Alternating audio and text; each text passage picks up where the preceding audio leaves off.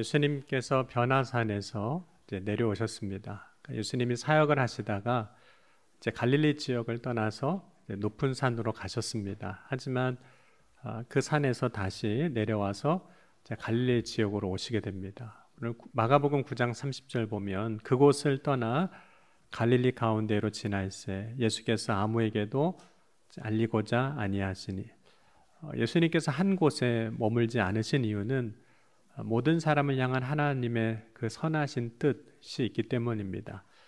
모든 사람에게 복음을 전하기 위하여 예수님은 두루 다니셨습니다. 그럼에도 불구하고 예수님이 사역하실 때 물론 중심적으로 사역하셨던 곳은 이제 갈릴리입니다. 갈릴리 지역의 가버나움의 경우는 예수님의 제2의 고향이라고 불릴 정도로 많은 사역들을 그곳에서 하셨습니다. 그런데 예수님은 갈릴리 가운데로 지나가시지만 오늘 아무에게도 알리고자 하시지 않으셨습니다. 이런 모습은 예수님이 지금까지 보여주셨던 그 사역의 모습과는 반대되는 모습의 한 모양입니다. 왜냐하면 복음이 온 천하에 드러나려면 예수님의 사역이 많은 사람들에게 알려져야 하기 때문입니다. 그럼에도 불구하고 오늘 드러내지 않으시는 이유는 이미 제자들에게 예수님이 모든 것을 다 말씀하시고 가르치셨기 때문입니다. 심지어 예수님은 제자들에게 예수님이 어떻게 사람들의 손에 넘겨져 죽임을 당하시고 또 죽은 지 3일 만에 다시 살아나실 것까지도 말씀하셨습니다. 곧 예수님께서 모든 걸 다 가르치셨습니다. 이제 예수님께서 제자들에게 더 새로운 것을 가르치실 것이 없으셨습니다. 예수님께서 제자들에게 더 가르칠 것이 없다는 것은 예수님이 어떤 지식적으로 이제는 한계에 도달했거나 혹은 능력의 한계에 이르렀기 때문이 아닙니다. 그러니까 예수님이 더 가르치실 것이 없다는 것은 완성의 의미가 있습니다. 이제 예수님이 이 땅에서 이루셔야 할 일들을 거의 다 이루셨다는 뜻입니다. 그러니까 제자들은 예수님으로부터 말씀을 듣고 배웠을 때 이미 다 배웠다는 거죠. 제자들이 제자로 살아감에 있어서, 제자들이 믿음으로 살아감에 있어서 지금 더 새로운 가르침이나 그 내용이 더 필요한 것이 아니라는 겁니다. 이제 제자들은 이미 예수님으로부터 들은 말씀을 가지고 이미 내가 가진 믿음을 가지고 살아가는 것, 살아내는 것만 남았다, 이런 뜻입니다. 오늘 우리가 신앙생활하는 교회 공동체 안에서 우리가 그리스도인으로 살아갈 때 많은 사람의 경우 새로운 것을 배워야 하는 단계에 있는 그런 사람이 아닌 경우가 많습니다. 물론 이제 처음 신앙생활을 시작하는 사람들에게 혹은 어린 아이들에게는 새롭게 배워야 하는 것이 있겠지만 이미 신앙생활을 오래 한 사람이라면 더 배우는 것이 필요하기보다는 이미 배운 말씀으로 살아가는 것이 필요하다는 뜻입니다. 새로운 말씀을 듣기보다 이미 들은 그 말씀으로 살아내는 것이 필요하다는 거죠. 제자들도 마찬가지입니다. 제자들은 예수님과 동행하며 함께 살아왔습니다. 예수님과 함께 동행하며 말씀을 듣고 배웠습니다. 예수님이 행하시는 기적과 능력을 통해서 예수님이 누구신지 알게 되었습니다. 또한 예수님이 그 변화산에서 영화로운 모습으로 변화되시고 또 그때 하늘에서 들리는 소리를 통해서 예수님을 더 깊이 알게 됐습니다. 이미 제자들에게는 배우는 것에 있어서만큼은 충분하다는 거죠. 이러한 것들이 예수님에 대한 믿음의 고백도 있게 했습니다. 특별히 베드로가 주는 그리스도시요 살아계신 하나님의 아들이라고 고백한 거죠. 그럼에도 불구하고 제자들은 예수님이 오늘 말씀하실 때 그 말씀에 대해서 깨닫지 못했습니다. 왜? 제자들은 이미 많은 것을 이제 배웠고 또 많은 것을 보고 경험했음에도 불구하고 예수님이 말씀하시는 것을 깨닫지 못했던 걸까요? 그 이유는 예수님이 말씀하실 때 부활의 영광에 대해서는 생각하지 아니하고 십자가의 고난과 죽음에 대해서만 생각했기 때문입니다. 오늘 마가복음 9장 31절 말씀도 우리 같이 한번 읽어보겠습니다. 이는 제자들을 가르치시며 또 인자가 사람들의 손에 넘겨져 죽임을 당하고 죽은 지 3일 만에 살아나리라는 것을 말씀하셨기 때문이더라. 제자들이 죽음에 대하여 생각하고 있다는 것은 예수님께서 말씀하실 때 그들이 보였던 반응을 통해서도 우리가 보게 되는데, 마태복음 17장 22절과 23절에도 보면 오늘 말씀의 상황을 이렇게 설명하고 있습니다. 갈릴리에 모일 때 예수께서 제자들에게 이르시되 인자가 장차 사람들의 손에 넘겨져 죽임을 당하고 제3일에 살아나리라 하시니 제자들이 매우 근심하더라. 물론 예수님은 십자가에서 고난 당하시지만 그리고 죽으실 것이지만 그것은 하나님의 뜻이고 또 십자가에서 죽으심으로 말미암아 많은 사람들을 위한 대속 제물이 되는 사건입니다.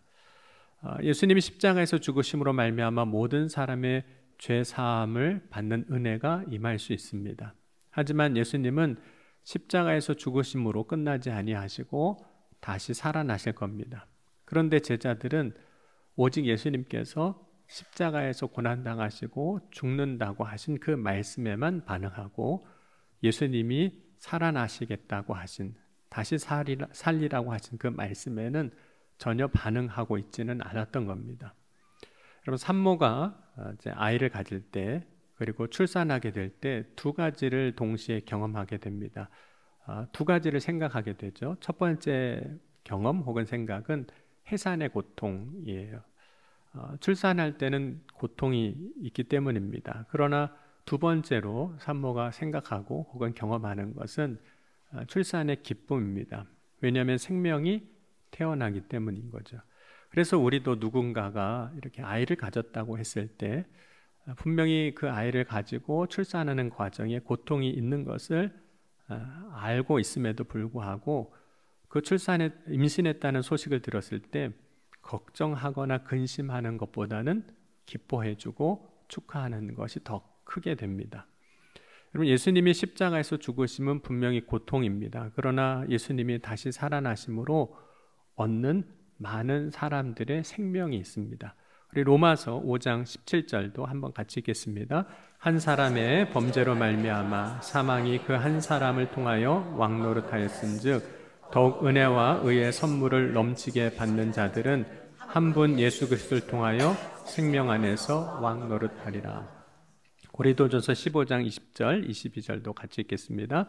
그러나 이제 그리스도께서 죽은 자 가운데서 다시 살아나사 잠자는 자들의 첫 열매가 되셨도다. 사망이 한 사람으로 말미암았으니 죽은 자의 부활도 한 사람으로 말미암는도다. 아담 안에서 모든 사람이 죽은 것 같이 그리스도 안에서 모든 사람이 삶을 얻으리라. 그런데 제자들은 예수님의 말씀을 듣고 근심하고 두려워합니다. 근심하고 두려워하기만 하고 이제 기쁨으로 나아가지는 못합니다. 곧 제자들이 말씀을 듣고 죽음으로 인한 두려움에 붙잡혀 있는 거죠. 또한 그 두려움은 결과적으로 제자들로 하여금 말씀은 들었지만 또 온전히 깨닫지 못하게 만들었습니다. 여러분, 우리가 두려움에 한번 붙잡히면 두려움이 우리의 삶에 있어서 멈추게 하는 것들이 있습니다. 두려움은 우리의 삶에 무엇을, 어떤 것들을 멈추게 하는 걸까요? 두려움이 멈추게 하는 첫 번째는 우리의 몸을 멈추게 하는 겁니다. 여러분, 우리의 몸은 살아 있습니다. 살아 있다는 것은 움직인다는 뜻입니다. 그런데 두려움은 우리의 몸에 여러 가지 살아 있는 것들이 마치 살아 있지 않은 것처럼 되게 만드는 거예요. 우리의 몸은 신경과 세포로부터 항상 움직여야 합니다. 그런데 두려움은 이러한 움직임을 둔하게 만들고 때로는 멈추게 만듭니다. 그래서 우리가 두려움에 휩싸이게 되면 몸이 굳는 거죠. 경직됩니다. 보통은 몸이 굳는다고 이야기합니다. 그래서 두려움에 휩싸이면 우리의 신체 활동이 부자연스럽게 되고 또 마땅히 해야 할 것들을 하지 못하게 됩니다. 뿐만 아니라 때로는 신체의 기능들이 제 기능을 적절하게 하지 못하게 되고 그 결과 우리의 몸에 문제가 생기기도 합니다. 그리고 심하면 두려움이 죽음에 이르게도 만들기도 합니다. 여러분, 사람의 몸은 움직여야 합니다. 몸이 움직일 때 건강합니다. 몸이 움직일 때 무엇인가를 할 수 있고 생명으로 자신에게 허락된 삶을 살아갈 수 있습니다. 뿐만 아니라 우리의 몸이 움직일 때 하나님께서 우리에게 맡겨주신 사명도 비로소 우리는 이루어 갈 수 있습니다. 그러므로 살아있는 사람은 몸을 움직여야 합니다. 그런데 두려움은 그 몸의 움직임을 멈추게 한다는 거예요. 그래서 두려움은 우리가 이겨내야 할 대상인 거죠. 두려움이 멈추게 하는 두 번째는 우리의 생각을 멈추게 합니다. 인간은 움직이는 존재인 것과 동시에 생각하는 존재입니다. 저와 여러분은 매 순간 생각하며 살아갑니다. 생각은 인간의 삶을 효율적으로 만들게 하고 생각을 통해서 그 삶이 성장하기도 합니다. 또한 생각을 통해서 판단하고 결정하기 때문에 인간의 삶에 있어서 중요한 과정이고 또 인간의 삶의 단계입니다. 한 과정인 거죠. 근데 만약 생각을 멈추게 한다면 그것은 인간의 삶의 많은 부분을 멈추게 하는 겁니다. 여러분, 두려움이 찾아올 때 생각하는 일을 하지 못하게 하는 것을 우리는 경험합니다. 그래서 어떤 때는 두려움이 찾아오면 기억하지 못하는 경우도 있어요. 전에는 너무 잘 생각났던 것들인데 갑자기 기억이 안 나고, 두려움이 찾아오면 우리가 판단해야 되는데 판단하지 못하고 결정해야 하는데 결정하지 못하게 하는 거죠. 바로 그때 결국은 아무것도 하지 못하게 되는 겁니다. 그 사람이 해야 할 뿐만 아니라 우리의 인생에는 역할로서의 어떤 기능들이 우리의 삶의 자리에 있는데 그런 것들을 하지 못하게 되는 거죠. 예수님의 제자들이 예수님의 제자로 살아가기 위하여 생각할 때 두려움이 생각을 멈추게 하면 제자들은 제자의 삶을 온전히 살아내지 못하게 되는 겁니다. 예수님은 제자들에게 생각을 묻기도 하셨고 또 생각하라고도 권면하기도 하셨습니다. 마태복음 21장 28절에서 31절 보면 그러나 너희 생각에는 어떠하냐? 어떤 사람에게는 두 아들이 있는데 맏아들에게 가서 이르되 얘 오늘 포도원에 가서 일하라 하니 대답하여 이르되 아버지 갚겠나이다 하더니 가지 아니하고 둘째 아들에게 가서 또 그와 같이 말하니 대답하여 이르되 실소이다 하였다가 그 후에 뉘우치고 갔으니 그 둘 중에 누가 아버지의 뜻대로 하였느냐? 이르되 둘째 아들이니이다. 예수께서 그들에게 이르시되 내가 진실로 너희에게 이르노니 세리들과 창녀들이 너희보다 먼저 하나님의 나라에 들어가리라. 하나님의 뜻대로 한 사람이 누구인지에 대해서 이야기를 들려주시면서 너희 생각에는 어떠하냐라고 물어보시거든요. 그러니까 생각하게 하시는 거죠. 예수님은 생각을 통해서 하나님의 뜻대로 사는 삶이 무엇인지를 알게 하시는 겁니다. 또 우리가 무엇을 먹을까, 마실까, 입을까 염려하고 있을 때 예수님은 그러한 사람들에게 생각을 통해서 우리를 향한 하나님의 사랑이 무엇이고 우리가 어떻게 하나님을 신뢰해야 하는지에 대해서도 말씀하시고 가르쳤습니다. 우리 누가복음 12장 22절에서 24절은 같이 한번 읽겠습니다. 또 제자들에게 이르시되 그러므로 내가 너희에게 이르노니 너희 목숨을 위하여 무엇을 먹을까 몸을 위하여 무엇을 입을까 염려하지 말라. 목숨이 음식보다 중하고 몸이 의복보다 중하니라. 까마귀를 생각하라. 심지도 아니하고 거두지도 아니하며 골방도 없고 창고도 없으되 하나님이 기르시나니 너희는 새보다 얼마나 더 귀하냐. 까마귀를 생각해 보라는 거예요. 그러면서 하나님이 우리가 새보다 얼마나 귀한데 내버려 두시겠느냐는 거죠. 돌보시고 입히시고 기르실 거라고 말씀하시는 거죠. 여러분, 생각이 멈추는 것은 잠시 우리의 생각을 비우는 일, 그것을 이야기하는 것은 아닙니다. 생각이 멈추는 것은 우리의 모든 것을 멈추게 만드는 거죠. 두려움이 멈추게 하는 세 번째 것은 우리의 믿음을 멈추게 해요. 믿음의 역사 혹은 믿음으로 살아가는 삶을 멈추게 합니다. 그럼 믿음으로 산다는 것은 내가 인생을 살면서 만나는 나의 삶의 자리에서 믿음을 사용하며 살아가는 것을 의미합니다. 그러니까 우리가 신앙생활하면서 또 우리의 삶에서 만나는 여러 가지 상황 속에서 이것이 믿음이라고 여겨지는 것들이 있어요. 이것이 믿음이구나 여겨지는 것을 내 삶에 이루는 것, 그것이 이제 믿음으로 사는 삶입니다. 그런데 믿음으로 살고자 하면 반대급부처럼 찾아오는 것 중에 하나가 두려움이에요. 이 믿음으로 살아도 되나 이 세상을, 이런 생각이 드는 거죠. 믿음으로 살고자 할 때 그만큼 큰 시험이 오기도 합니다. 믿음으로 살고자 할 때 때로는 그와 상응하는 고난이 찾아오기도 합니다. 그래서 믿음으로 살고자 한다면 내 삶에 찾아오는 두려움을 이겨내는 게 사실 필요해요. 그렇지 못하면 그 두려움은 우리로 하여금 믿음을 멈추게 하는 거예요. 우리 안에 있는 믿음의 역사를 멈추게 하고 믿음의 삶을 살아가는 그 일을 멈추게 하는 겁니다. 여러분, 많은 사람들이 두려움을 이겨내는 방법으로 선택하는 것 중에 하나가 피하는 거예요. 그 상황을 피하는 거죠. 그런데 그것이 결코 두려움을 이겨내는 방법이 아닙니다. 물론 피하면 잠시 내 앞에 두려움이 없는 것처럼 보이게 만들 수는 있어요. 당장은 눈앞에 안 보이니까. 그러나 그것이 결코 두려움을 이겨내는 방법은 아닙니다. 아담이 하나님의 자신의 이름을 부를 때 두려워서 숨게 되죠. 창세기 3장 9절 10절 보면 여호와 하나님이 아담을 부르시며 그에게 이르시되 내가 어디 있느냐 이르되 내가 동산에서 하나님의 소리를 듣고 내가 벗었으므로 두려워하여 숨었나이다. 두려워서 숨어버렸어요. 그러면 당장은 없는 것처럼 보일 수는 있죠.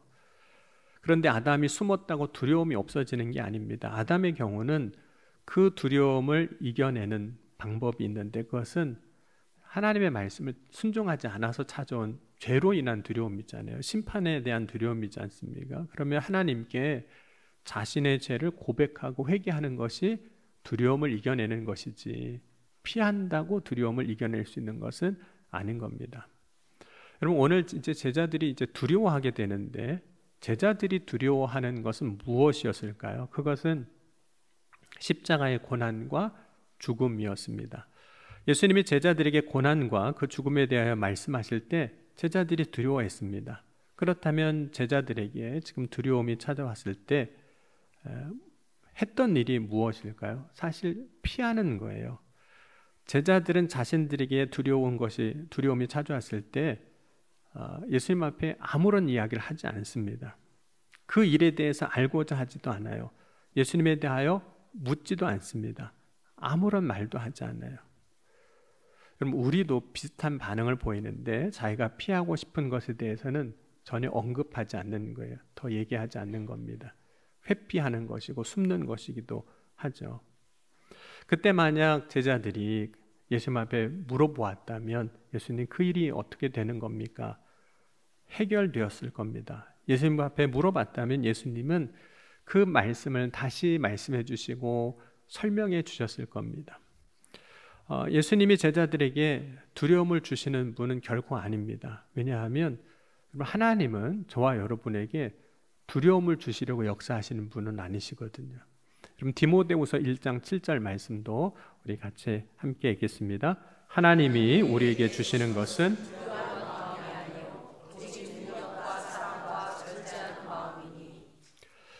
그럼에도 불구하고 두려워하는 것은 하나님에게 문제가 있는 것이 아니라 말씀에 대하여 반응하는 사실 우리에게 문제가 있기 때문에 두려워하는 겁니다. 그렇다면 제자들에게 지금 어떤 문제가 있는 걸까요? 예수님이 말씀하실 때 그 말씀이 제자들에게 두려움을 주는 건 아닌데 제자들에게 어떤 문제가 있느냐는 거죠. 그것은 예수님의 말씀을 끝까지 듣지 않는다는 겁니다. 예수님이 말씀하실 때 일부분만 듣고 있다는 거죠. 여러분, 예수님이 제자들에게 하셨던 말씀을 다시 한번 보겠습니다. 마가복음 9장 31절입니다. 이는 제자들을 가르치시며 또 인자가 사람들의 손에 넘겨져 죽임을 당하고 3일 만에 살아나려 한 것을 말씀하셨기 때문이더라. 여러분, 예수님이 지금 제자들에게 말씀하시고 싶으신 것은 고난과 죽음도 있어요. 그러니까 예수님이 앞으로 고난 당하실 거고 죽으실 것이라는 것을 말씀하시지만 예수님이 정말 제자들에게 말씀하고 싶으신 것은 부활이 있으니 그 고난과 죽음을 두려워하지 말라는 거거든요. 그런데 실제로 제자들은 말씀을 다 듣지 않고 앞에 고난과 죽음에 대해서만 듣고 스스로 판단하고 결정해버리는 오류를 범하고 있는 겁니다. 그때 제자들이 말씀을 끝까지 듣고 그 말씀을 붙잡았다면 제자들은 그 두려움을 분명히 이겨냈을 겁니다. 그 말씀을 붙잡고 고난과 죽음이 있지만 부활의 소망이 있음을 믿고 믿음으로 나아가게 되는 거죠. 그리고 실제로 많은 사람들이 말씀을 끝까지 듣지 못하는 경우들이 있습니다.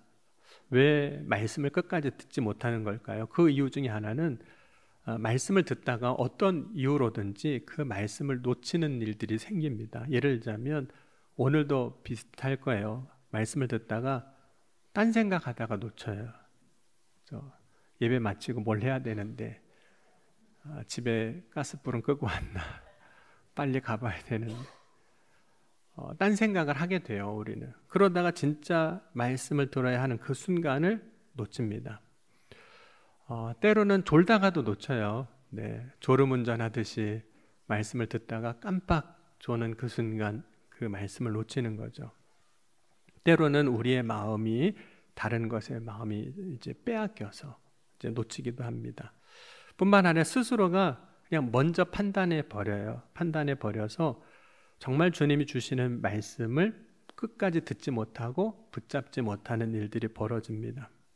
그래서 주님이 우리에게 주시고자 하시는 말씀을 듣고 붙잡는 것이 아니라 다른 걸 붙잡고 가니까 그런 일들이 벌어지는 거죠. 여러분, 제자들이 고난과 죽음을 붙잡으니 두려울 수밖에 없습니다. 제자들이 붙잡아야 할 말씀은 고난과 죽음이 있지만 3일 만에 다시 살아나시는 일, 곧 부활의 소망의 말씀을 붙들어야 했습니다. 근데 그것은 안 붙들고 앞에 있는 앞토막만 붙들고 가니까 두려운 거예요. 그 두려움 때문에 몸도 멈추고 생각도 멈추고 믿음도 멈추는 거예요. 여러분, 두려움이 멈추게 하는 것들이 있는데 그것은 어떻게 우리는 이제 극복해낼 수 있느냐 하는 거죠. 여러분, 예수님은 십자가의 고난과 죽음 그리고 부활에 대해서 말씀하실 때 제자들에게 권면하신 말씀이 있습니다. 오늘 우리가 마가복음을 봤는데 우리 누가복음 9장 43절 중반절 이후부터 45절까지 한번 같이 보겠습니다. 그들이 다 그 행하시는 모든 일을 놀랍게 여길세 예수께서 제자들에게 이르시되 이 말을 너희 귀에 담아두라. 인자가 장차 사람의 손에 넘겨지리라 하시되 그들이 이 말씀을 알지 못하니 이는 그들로 깨닫지 못하게 숨긴 바 되었습니다. 또 그들은 이 말씀을 묻기도 두려워하더라. 예수님께서 똑같은 상황의 말씀을 하실 때 누가복음에서는 이렇게 예수님께서 말씀하셨다고 증거하고 있습니다. 이 말을 너희 귀에 담아두라. 예수님은 제자들에게 말씀하실 때 귀에다 이 말을 담아두라고 하셨어요. 근데 어떻게 하는 것이 말씀을 귀에다 담아두는 걸까요? 그럼 귀에 말씀을 담아두라는 이 말씀과 같은 의미의 표현 중에 하나가 간직하라는 거예요. 마음에 간직하라. 그럼 창세기 37장 11절 보면 요셉의 그 꿈 이야기를 아버지가 듣고 이렇게 반응을 합니다. 37장 11절 보면 그의 형들은 시기하되 그의 아버지는 그 말을 간직해 두었더라. 하나님께서 우리 아들에게 주셨던 그 꿈에 대한 이야기들을 마음에 두었다는 거예요. 예레미야가 3장 21절에도 이것을 내가 내 마음에 담아두었더니 그것이 오히려 나의 소망이 되었습니다. 이런 고백합니다. 또 누가복음 2장 51절에 예수께서 함께 내려가사 나사렛에 이르러 순종하여 받드시더라. 그 어머니는 이 모든 말을 마음에 드니라. 예수님의 삶에 대한 이야기입니다. 말씀을 마음에 두었다는 거예요. 그럼 귀에 말씀을 담아두는 것, 결국 말씀을 우리의 마음에 기억하는 겁니다.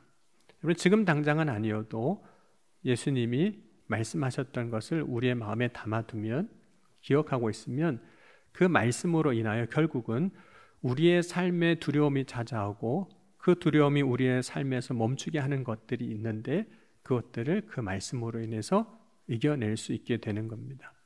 그래서 정말로 두려움이 멈추게 하는 것들을 이겨내고 우리가 우리의 삶의 자리에서 마땅히 해야 할 것들을 믿음 안에서 이루어 나가게 하시는 거죠. 하나님께서 저와 여러분의 인생 가운데 주신 말씀들이 있습니다. 그 말씀들을 기억할 수 있는, 마음에 담아둘 수 있는 저와 여러분이 될 수 있기를 주의 이름으로 간절히 축원합니다. 예수님은 죽으심으로 끝나는 것이 아니라 부활하셨습니다. 예수님은 십자가 앞에서 절망하신 것이 아니라 부활의 소망을 가지셨습니다.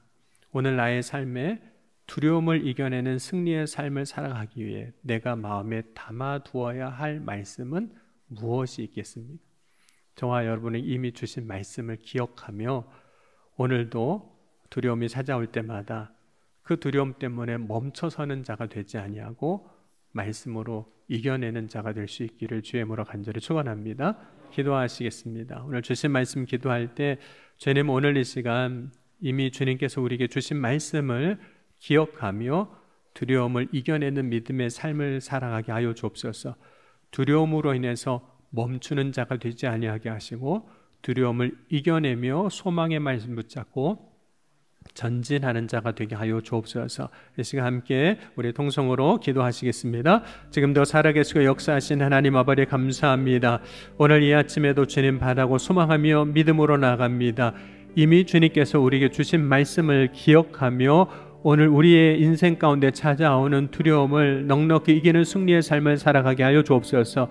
두려움 때문에 멈추는 자가 되지 아니하게 하시고 말씀을 기억하며 승리하며 전진하는 믿음의 삶을 살아가게 하여 주옵소서. 오늘 이 아침에도 주님을 고백하며 나아갈 때 주님 역사하실 줄 믿습니다. 이 아침에 주님을 찾고 구할 때 응답하여 주실 줄 믿습니다. 새 은혜를 부어주시고 새 믿음을 주시고 담대한 믿음으로 나아가 승리하는 주의 자녀들이 다 되게 하여 주옵소서. 지금도 살아계시고 역사하신 하나님, 오늘 이 아침에 주님을 바라보며 나아갑니다. 이미 우리에게 주신 말씀들을 기억하며 두려움 앞에 멈춰서는 자가 되지 아니하게 하시고 승리의 삶을 살아가는 주의 자녀들이 다 되게 하여 주옵소서. 주의 말씀을 기억하며 전진하는 복된 삶으로 나아갈 수 있도록 역사하여 주실 것을 믿사오며 사랑이 많으신 우리 주 예수 그리스도의 이름으로 감사하며 간절히 기도하옵나이다. 아멘.